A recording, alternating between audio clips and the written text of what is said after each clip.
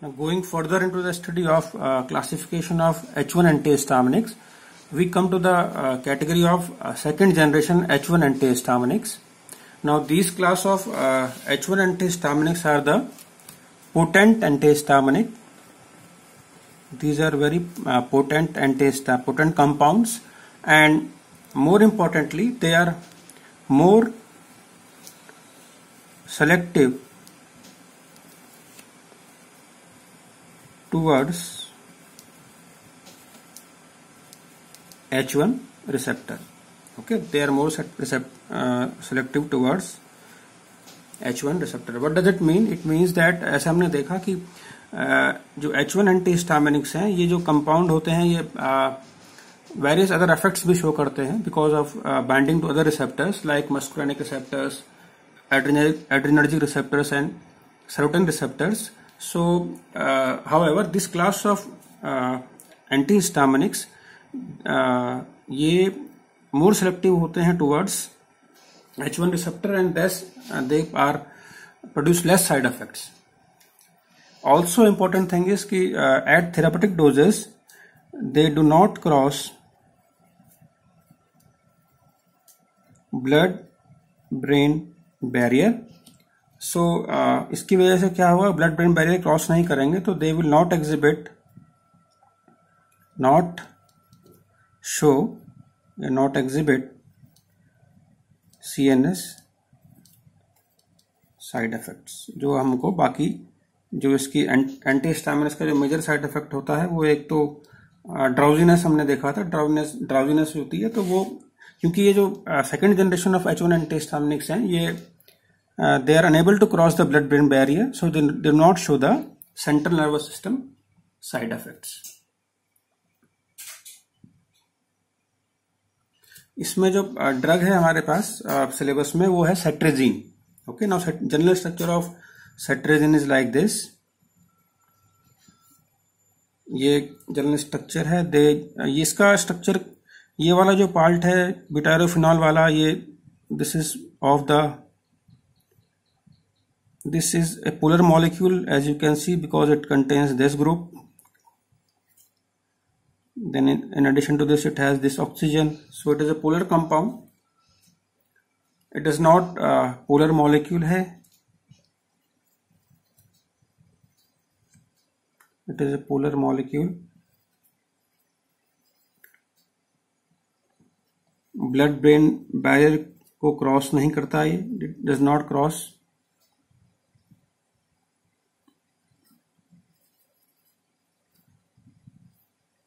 Does not cross this blood-brain barrier and thus devoid of the central effects. इसके अलावा जो ये carbon है, इसमें आप देख रहे हैं इस कार्बन पे 4 डिफरेंट ग्रुप्स लगे हुए हैं. तो इट एग्जिबिट्स RNS कन्फिगुरेशन. इसके RNS कन्फिगुरेशन होते हैं. जब आज ये नोमेनक्लेचर आपको पता है कि ये जो डिफरेंट ग्रुप्स हैं इनको हम सर्टेन रूल्स के हिसाब से प्रायोरिटी देते हैं और फिर प्रायोरिटी के हिसाब से हम देखते हैं कि वो जो इनैंशियोमर है वो R है या S है. ओके, सो दिस सेट्रेजिन जो है इस मार्केट, जो मार्केट में आती है, it is marketed as racemic mixture. What is racemic mixture? Racemic mixture means a mixture of containing 50% of each enantiomers. एक और ये जो रेसिमिक मिक्सचर होता है, it is optically inactive. Optically inactive क्यों होता है? Because it contains 2 enantiomers in equal proportion. So एक अगर राइट को ऑप्टिकल लाइट को रोटेट कर रहा है, दूसरा उतना ही लेफ्ट को करेगा. So the mixture is optically inactive. Now इसी सेट्रेजिन का एक next molecule is लिवोसेट्रेजिन.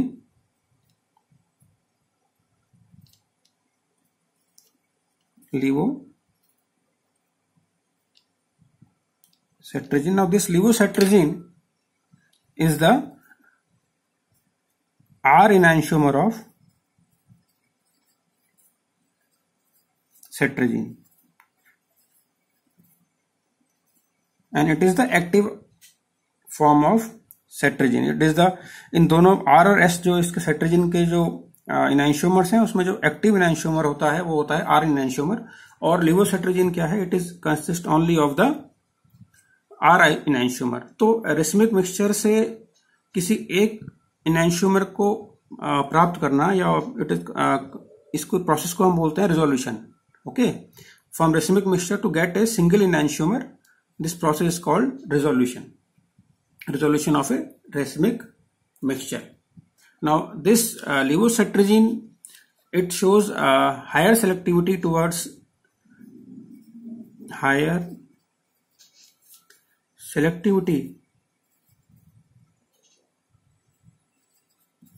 for H1 H1 receptor and low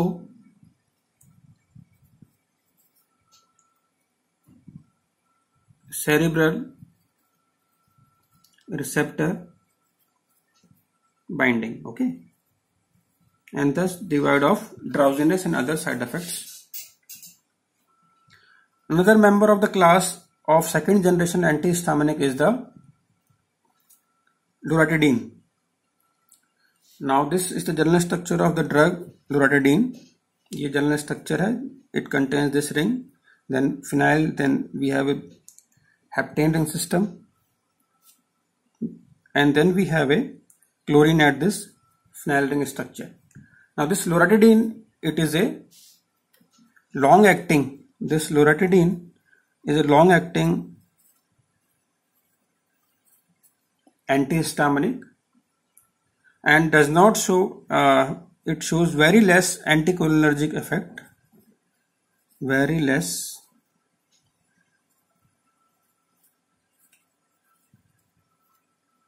anticholinergic effects, and it also lacks the effect on the cardiac tissue. जो मेजर साइड इफेक्ट होता है other class of drugs का, इसी में जैसे टर्फेनाडीन है और एस्टिमाइजोल है जो हम आगे डिस्कस करेंगे, तो ये जो लोराटाडीन है it is not, does not affect cardiac tissue. Basically जो बाकी ड्रग्स हैं they interfere with the potassium ion channels. Okay, so ये लोराटाडीन जो ड्रग है it does not affect these potassium channels of the cardiac tissues. इसका जो metabolism होता है लोराटाडीन का, इट इज, इसका जो मेटाबॉलिज्म है इसमें साइटोक्रोम P3A4 जो एंजाइम है उसकी वजह से ये कार्बोक्सिलिक ग्रुप जो है ये रिमूव हो जाएगा, और जो डेरिवेटिव मिलेगा मैं इसी को यहां पे ड्रॉ कर रहा हूं केवल.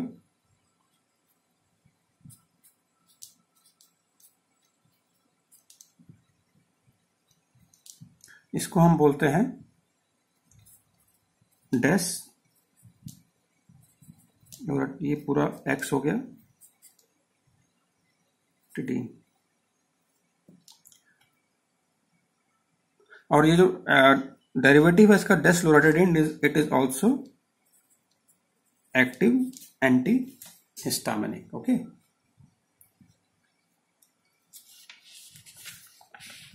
इसके अलावा जो सेकेंड जनरेशन H1 एंटीहिस्टामिनिक है उसका जो ड्रग है हमारे पास वो है सिलेबस में, वो है astemizole. So this is the structure of astemizole. Astemizole जो कंपाउंड है, इट कंटेन्स दिस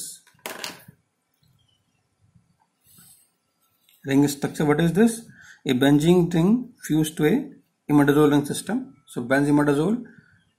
इसके अलावा इसमें ये वाला रिंग सिस्टम है, it is called piperidine ring system, and then we have this fragment. Okay, so this is estimazole is longer acting and non sedating, जैसे कि इस क्लास के बाकी मेंबर्स हैं. नॉन सेडेटिंग है और इसका duration of action is long, और जो ये जो स्ट्रक्चर है जो मैंने आपके यहाँ हाईलाइट कर रहे हैं, benzimidazole and piperidino ring system, they are essential for the, essential features इसके हैं benzimidazole and piperidino ring system. Okay, again ये जो एस्टिमाजोल है इसका मेटाबॉलिज्म दो तरीके हो सकता है। एक इसका जो मेटाबॉलिज्म है वो होगा बाय ऑक्सीडेटिव डीएल्काइलेशन,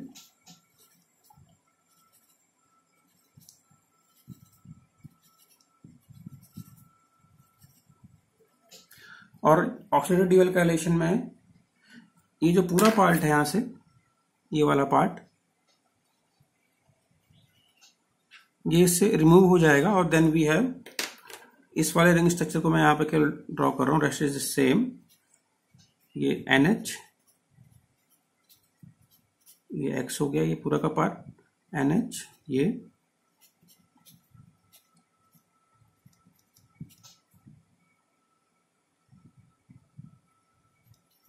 NH। इस जो ये कंपाउंड है इस एक्टिव मेटाबोलाइट का नाम है, इस मेटाबोलाइट का नाम है नॉर एस्टिमाजोल।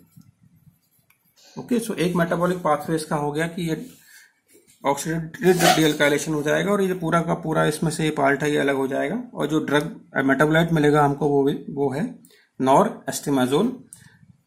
और जो दूसरा इसका मेटाबॉलिक पाथवे है, दूसरा मेटाबॉलिक पाथवे में क्या होगा कि ये जो OCH3 ग्रुप है, this OCH3 group it is converted into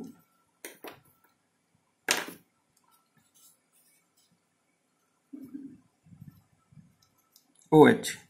ये जो स्ट्रक्चर है OCH3 ये OH में बदल जाएगा। ये जो रिएक्शन है इट इज, कौन सी रिएक्शन है, ये मिथाइल ग्रुप का रिमूवल है, तो डीमिथाइलेशन रिएक्शन है। तो वन रिएक्शन इज ऑक्सीडेटिव डीएल्काइलेशन, जिसकी वजह से ये पूरा का पूरा ग्रुप यहां से क्लीव हो जाएगा इस पॉइंट से, और हम जो ड्रग मिलेगा वो जो मेटाबोलाइट मिलेगा that is nor astemizole. And the second metabolic pathway is the demethylation in which this paramethoxy group is converted into an alcoholic group, और जो कंपाउंड है इसका नाम है डेसमिथाइल